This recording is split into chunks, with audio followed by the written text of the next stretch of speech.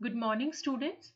हमारे first year में जो फर्स्ट पेपर है फिजिकल ज्योग्राफी, आज हम उसमें टॉपिक है अर्थ मूवमेंट्स एंड रिजल्टेंट फीचर्स यानी भू संचलन और तजनित आकृतियां। इसके बारे में आज हम बात करेंगे। तो अगर हम सबसे पहले देखें कि पृथ्वी की जो सतह है उसके ऊपर दो प्रकार के बल काम करते हैं। एक होते हैं अंतर्जात बल या जिन्हें हम आंतरिक बल भी कहते हैं, और दूसरे होते हैं बहिर्जात बल जिन्हें हम बाहरी बल के नाम से भी जानते हैं। ठीक है। और हम सभी जानते हैं कि जो परिवर्तन है वो प्रकृति का नियम है। ठीक है। धरातल के ऊपर जितने भी विविध प्रकार की स्थलाकृतियां स्थल रूपों का निर्माण या विनाश होता है वो पृथ्वी की इन्हीं दो आंतरिक और बाहरी शक्तियों के द्वारा ही होता है। ठीक है। तो पृथ्वी की हलचल जो होती है, मतलब हलचल से मतलब है पृथ्वी के आंतरिक बलों जिसमें कि संपीड़न, तनाव, उत्थान, अवतरण, वलन, भ्रंशन के द्वारा उत्पन्न जो गति होती है उससे है, जो कि बड़े और छोटे पैमाने पर तथा मंद और तीव्र हो सकती है। ठीक है। ऐसा भूगोल परिभाषा कोश जो है उसके अनुसार पृथ्वी की हलचल की ये परिभाषा दी गई है। जो आंतरिक और बाहरी शक्तियां हैं इनको एंडोजेनेटिक एंड एक्सोजेनेटिक फोर्सेस भी कहा जाता है। अब सबसे पहले हम बात करें आंतरिक शक्तियां होती क्या है। तो आंतरिक शब्द से ही जैसा हमें समझ में आता है कि आंतरिक शक्तियों के अंतर्गत वो शक्तियां शामिल हैं जो पृथ्वी के आंतरिक भाग में उत्पन्न होती है, यानी कि धरातल के नीचे, जिससे कि भूतल के ऊपर विभिन्न प्रकार की विषमताएं जो होती हैं उनका सृजन होता है। इसमें मुख्य रूप से पटल विरूपणी बल, ज्वालामुखी, भूकंप आदि शामिल हैं। और बहिर्जात यानी बाहरी, इससे शब्द से ही स्पष्ट हो रहा है कि पृथ्वी के बाहर उत्पन्न होने वाली शक्तियां जो होती हैं वो बहिर्जात बल कहलाती हैं। और पृथ्वी के अंतर्जात बल द्वारा भूतल के ऊपर जो विषमताएं उत्पन्न की जाती हैं उनको दूर करने के लिए जो बहिर्जात बल होते हैं ये निरंतर क्रियाशील रहते हैं, प्रयत्नशील रहते हैं। इसमें जो विभिन्न प्रक्रम है जैसे कि सागरीय तरंगे, हिमानी, पवन, भूमिगत जल आदि जो है, ये नदियां, ये सब शामिल होती हैं, इनके कार्य शामिल होते हैं। ठीक है। तो आंतरिक बल से तो धरातल के ऊपर पर्वत, पठार, मैदान, गर्त और झील जो होती हैं जैसी रचनात्मक स्थलाकृतियों का निर्माण होता है। और बहिर्जात बल जो है वो इन स्थलाकृतियों जो कि आंतरिक बल द्वारा उत्पन्न होती हैं इनको समतलीकरण करने का काम करता है। ठीक है। तो पृथ्वी पर जो परिवर्तन होते हैं आंतरिक और बहिर्जात बल के द्वारा वो भी दो रूप में होते हैं। हम देखते हैं कि कुछ जो परिवर्तन होते हैं वो दीर्घकालीन होते हैं। ठीक है, बहुत लंबे समय में होते हैं, जबकि दूसरी ओर कुछ परिवर्तन ऐसे होते हैं जो आकस्मिक हो जाते हैं, जैसे कि ज्वालामुखी आना या भूकंप आना, वो आकस्मिक क्रिया है। ठीक है। तो दीर्घकालीन परिवर्तन जो होते हैं ये बहुत ही मंद गति से काम करते हैं, जैसे पर्वतों का निर्माण। और आकस्मिक परिवर्तन जो होते हैं ये तीव्र गति से कुछ ही मिनटों में हो जाते हैं, जैसे कि मैंने बताया ज्वालामुखी, भूकंप आदि। तो अब हम अगर सबसे पहले इस डायग्राम में आप देखें इस चार्ट में, तो इसमें स्थल रूपों को प्रभावित करने वाले जो विविध बल हैं उनका वर्गीकरण बताया गया है। तो सबसे पहले हम भूपटल को प्रभावित करने वाले बलों को दो वर्गों में बांटते हैं, अंतर्जात बल और बहिर्जात बल। फिर अंतर्जात बल जो है ये दो भागों में बटा हुआ है, पटल विरूपणी बल, आकस्मिक बल। पटल विरूपणी बल जो है वो महादेश जनक बल और पर्वत निर्माणकारी बल में विभाजित है। महादेश जनक बल जो है उसे दो भागों में बांटा जाता है, ऊपरी मुखी और अधोमुखी दिशा के आधार पर। और पर्वत निर्माणकारी बल जो है वो दो भागों में बढ़ता है शक्ति के कारण, मतलब उसमें निर्माण की शक्ति जो तनाव या संपीड़न में। और तनाव जो है उसके द्वारा भूपटल विभंग होता है जिससे कि चटकने भी पड़ती है, भ्रंशन होता है। और संपीड़न से क्या होता है, भूपटल में वलन पड़ते हैं जिसमें संवलन और वलन पड़ते हैं। इन सबके बारे में हम अब अपने इस लेक्चर में बात करेंगे आगे। जबकि बहिर्जात बल जो है इसमें मुख्य रूप से अनाच्छादन प्रक्रम शामिल है, जिसमें अपक्षय, अपर्दन जो है ये मुख्य रूप से शामिल हैं जिनके बारे में हम बात करेंगे अभी। अब हम सबसे पहले बात करते हैं अंतर्जात बल के बारे में, यानी कि एंडोजेनेटिक फोर्सेस जो होती हैं उनके बारे में। तो पृथ्वी का जो आंतरिक भाग है वहां पर जो उठने वाला बल होता है उसे अंतर्जात बल कहते हैं। ये निर्माणकारी शक्तियां होती हैं, विवर्तन की शक्तियां होती हैं। अंतर्जात बल से पृथ्वी में दो प्रकार के संचलन उत्पन्न होते हैं। एक होता है क्षैतिज, क्षैतिज से मतलब है इस प्रकार से हॉरिजॉन्टल, जबकि दूसरा जो संचलन होता है वो वर्टिकल, जिसे कि हम ऊर्ध्वाधर कहते हैं या लंबवत भी कहते हैं। तो इन संचलनों से भूतल पर विषमताओं का सूत्रपात होता है, जिसके कारण धरातल पर विविध उच्चावच जो होते हैं उनका निर्माण और विकास होता है। अंतर्जात बल की उत्पत्ति जो है वो मुख्य रूप से भूगर्भ में तापमान, दबाव, जलवाष्प, गैसों की क्रिया, शैलों के सिकुड़ने या फैलने से, संकुचन और चट्टानों की चटकन से, रेडियो सक्रिय पदार्थों से निकला हुआ जो ताप होता है, संवहन धाराओं के कारण होता है। ठीक है। तो ये जो अंतर्जात बल होता है इसको हम तीव्रता के आधार पे दो वर्गों में विभाजित कर सकते हैं, जैसा कि मैंने अभी आपको उस चार्ट में दिखाया था। सब एक होता है आकस्मिक बल, यानी कि अ, आकस्मिक बल या आकस्मिक संचलन।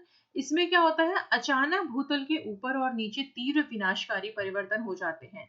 तो आकस्मिक संचलन का कारण जो है वो ज्वालामुखी विस्फोट, भूकंप आदि हो सकते हैं।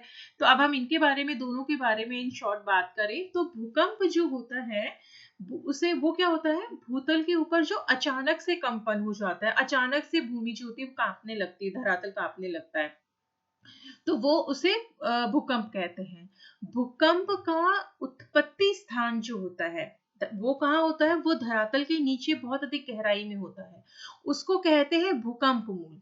जबकि धरातल के ऊपर जिस स्थान पर सबसे पहले भूकंप का झटका महसूस किया जाता है या भूकंप का कंपन महसूस किया जाता है उसे हम कहते हैं भूकंप अधिकेंद्रीय एपिसेंटर। अगर आप लोग ये डायग्राम देखेंगे तो ये धरातल है और ये धरातल के अंदर का भाग नीचे का। तो इसमें धरातल के नीचे जहाँ गहराई में जहां पर भूकंप उत्पन्न होता है उसे भूकंप मूल या फोकस कहते हैं। और ठीक उसके भूकंप मूल के ठीक ऊपर धरातल के ऊपर जो स्थान होता है जहां पर कि भूकंप का झटका जो होता है वो सबसे पहले महसूस किया जाता है उसे हम भूकंप अधिकेंद्र या एपिसेंटर कहते हैं। दूसरा है आकस्मिक संचलन में, वो है ज्वालामुखी। ये आपको वैसे पता ही है, ये मतलब चित्र जो है ये ज्वालामुखी उद्गार का दिखाया हुआ है। ज्वालामुखी क्या होता है, मुख्य रूप से एक छिद्र या विवर होता है जिसका संबंध पृथ्वी के आंतरिक भाग से होता है, यानी कि यहाँ पृथ्वी के अंदर नीचे कहीं इसका संबंध होता है, जहां से जब ज्वालामुखी आता है तो इसके माध्यम से गर्म लावा, राख, गैस, जलवाष्प आदि जो होते हैं उनका निर्गमन धरातल के ऊपर होता है। दूसरा जो आंतरिक बल है वो है पटल विरूपणी बल। तो अंतर्जात बल के द्वारा होने वाली जो दीर्घकालीन घटनाएं, यानी कि लंबे समय में होने वाली जो घटनाएं हैं उन्हें पटल विरूपणी बल कहते हैं। और इसमें लंबवत और क्षैतिज दोनों प्रकार की गतियां शामिल होती हैं। यह मंद गति से तीव्र काल में कार्य करता है। पटल विरूपण के प्रभाव से ही निचले भागों में सागरों का क्षेत्रीय प्रसार या अतिक्रमण और पीछे हटना, पृथ्वी पर वलन और पर्वतों का विकास होना, क्षैतिज और लंबवत घटनाओं के परिणाम होते हैं। अब अगर हम क्षेत्रीय विस्तार के आधार पर देखें तो पटल विरूपणी बल को भी दो वर्गों में विभाजित किया जाता है उनके क्षेत्रीय विस्तार के आधार पर। पहला है महादेशजनक बल, जिसे कि हम एपिरोजेनेटिक फोर्स कहते हैं, यानी कि पृथ्वी का आंतरिक बल जो है वो दो वर्गों में बटा हुआ है तीव्रता के आधार पे। आकस्मिक बल जो कि बहुत शॉर्ट पीरियड में होता है गति से, और दूसरा है पटल विरूपणी बल जो कि दीर्घ काल में होता है मंद गति से। ठीक है। अब पटल विरूपणी बल जो है वो दो वर्गों में बटा हुआ है, महादेशजनक बल और पर्वतीय संचलन, जिनके बारे में अब हम बात कर रहे हैं। तो महादेशजनक बल जो होता है जिसे कि एपिरोजेनेटिक फोर्स भी बोलते हैं, इसमें जो एपिरोजेनेटिक है ये शब्द ग्रीक भाषा के एपिरोस एपिरोज से लिया गया है। एपिरोज का मतलब होता है महाद्वीप, ठीक है, और जेनेसिस का मतलब होता है उत्पत्ति, ठीक है। तो ये लंबवत संचलन होता है, यानी कि इस प्रकार से, ठीक है, वर्टिकल। और इस संचलन से महाद्वीपों में उत्थान होता है तथा अवतलन होता है एवं निर्गमन तथा निमंजन होता है। दिशा के आधार पर ये जो महादेशजनक बल है, इसको दो भागों में विभाजित किया जाता है।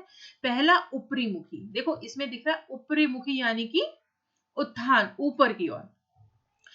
इसमें क्या होता है कि एक तो हो गया ऊपरी मुखी बल और दूसरा होता है अधोमुखी बल। तो हम सबसे पहले बात करते हैं इसमें ऊपरी मुखी बल की। तो महाद्वीपों में ये बल जो होता है या गति जो होती है, ये दो प्रकार के उत्थान करती है। एक होता है उत्थान और दूसरा होता है निर्गमन या उन्मंजन। तो उत्थान में क्या होता है कि इसमें महाद्वीपीय भाग जो होता है वो अपनी समीपी सतह से ऊंचा उठ जाता है, तो उसे क्या कहेंगे, उत्थान। जबकि दूसरे वर्ग में क्या होता है, जब महाद्वीप का तटीय भाग सागर तल से जो पहले से जलमग्न था ऊपर उठ जाता है, तो उसे निर्गमन या उन्मंजन कहते हैं, ठीक है। दूसरा है अधोमुखी बल। अधोमुखी में क्या होता है कि जो स्थल का भाग होता है वो अपनी आसपास की जो सतह होती है उससे नीचे धंस जाता है, ठीक है। तो उसे क्या कहते हैं हम, अवतलन। और स्थलखंड के सागर तल के नीचे चले जाने को या जलमग्न होने को कहा जाता है निमंजन, ठीक है। ये तो बात हुई महादेशजनक बल की। अब दूसरा जो इसका वर्ग है पटल विरूपणी बल का, वो है पर्वतीय संचलन, जिसे कि ओरोजेनेटिक कहते हैं, ठीक है। ओरोजेनेटिक फोर्स, तो ओरोजेनिक शब्द जो है ये ग्रीक भाषा के ओरोस यानी कि पर्वत और जेनेसिस यानी कि उत्पत्ति से बना है। इस संचलन के द्वारा भूपटल पर सबसे महत्वपूर्ण उच्चावच का आविर्भाव होता है, यानी कि पर्वतों का आविर्भाव होता है। और ये संचलन जो है ये प्राय क्षैतिज रूप में यानी कि इस प्रकार हॉरिजॉन्टली काम करते हैं। ये जो बल है पर्वत निर्माणकारी बल जो है ये दो दिशाओं में काम करता है, एक तो तनाव मूलक बल और दूसरा है संपीड़नात्मक बल। तो तनाव से ही स्पष्ट हो रहा है कि दूर हटना, ठीक है, और संपीड़न यानी कि पास आना। तो तनाव मूलक बल जो होता है ये कब काम करता है, जब बल दो विपरीत दिशाओं में काम करता है, जिससे कि तनाव की स्थिति उत्पन्न होती है और इस तनाव के कारण चटकने या दरार या भ्रंश जो होते हैं वो पड़ते हैं। जबकि संपीड़नात्मक बल जो है ये तब काम करता है जब बल आमने सामने एक दूसरे की ओर काम करता है, ठीक है। तो संपीड़न होने लगता है और इससे वलन या संवलन बढ़ते हैं। आज के लिए इतना ही। इसी टॉपिक को हम नेक्स्ट लेक्चर में आगे बढ़ाएंगे। Thank you.